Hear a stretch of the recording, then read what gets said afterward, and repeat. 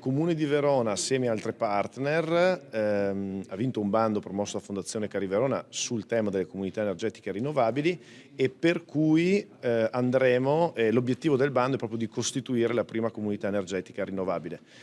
L'obiettivo appunto del bando, assieme a università, diocesi con ADOA, Lega Ambiente e anche un gruppo di cittadini che già si è mosso sul territorio, è quello proprio di costituire una comunità energetica rinnovabile dal basso. Quindi a partire dai prossimi mesi, con l'obiettivo appunto di costituire la prima comunità energetica nei quartieri di Santa Croce e Borgo Venezia, quindi sesta circoscrizione, andremo a tentare di implementare un modello che poi possa essere replicabile in altri quartieri della città. Quindi è partita la sfida che ci vede tutti protagonisti, soprattutto in grande connessione con i cittadini. L'idea della CER è nata quest'anno, quindi in tempi molto recenti.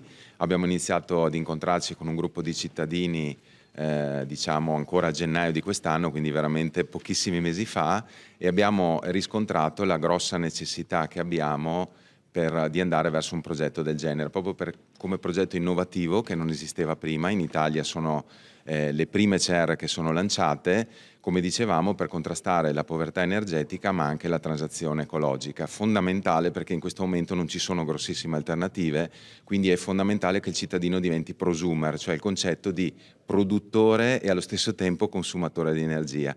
Quindi c'è anche una tematica con risvolto sociale, ecco, questo riteniamo che sia molto importante.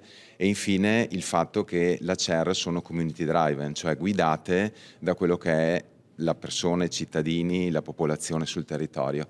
Questi sono concetti molto importanti per noi, perché si stravolge un po' il concetto della bolletta, no? Che conosciamo bene. Mi arriva la bolletta da pagare, quella è, e non ci sono discussioni. In questo caso è proprio un concetto ribaltato, cioè il consumatore diventa consapevole e responsabile della produzione della propria energia.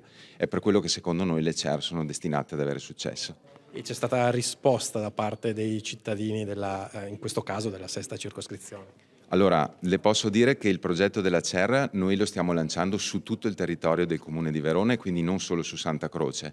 Su Santa Croce, da quello che abbiamo visto, sono lanciati molto in maniera entusiastica, i cittadini sono attivati in maniera incredibile, veramente sorprendente, tanto è vero che abbiamo deciso di candidare Santa Croce, che non era tra le prime cabine energetiche, diciamo, a cui avevamo pensato, però sull'onda di questo grossissimo entusiasmo e sul fatto che i cittadini fossero già informati, abbiamo pensato di candidare Santa Croce, assolutamente sì. Una CER è anche cultura, e quindi effettivamente chi meglio dell'università?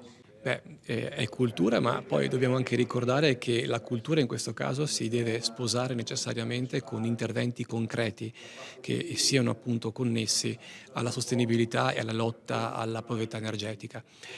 Partirei da questo secondo profilo. Noi nell'area in cui insisterà la futura comunità energetica abbiamo la zona di scienze motorie, ed ha una superficie nel tetto che è particolarmente ampia e capiente, potrà appunto accogliere i pannelli solari. Dal punto di vista invece della cultura, l'università deve trasformare le conoscenze in competenze, e in questo caso per noi sarà affiancare, tramite anche il professor Romeo che siede sul tavolo RUS Energia e quindi collaboriamo attivamente su questi temi, a diffondere una cultura legata appunto alla dimensione energetica, anche magari attività, se volete, di learning by doing, o anche nel tentativo di disseminare e supportare le associazioni che stanno cercando appunto già adesso sul territorio di portare queste nuove dinamiche, questo nuovo impatto. Quindi l'Ateneo c'è dal punto di vista del supporto strutturale, ma anche nel tentativo di accompagnare questo profondo mutamento di paradigma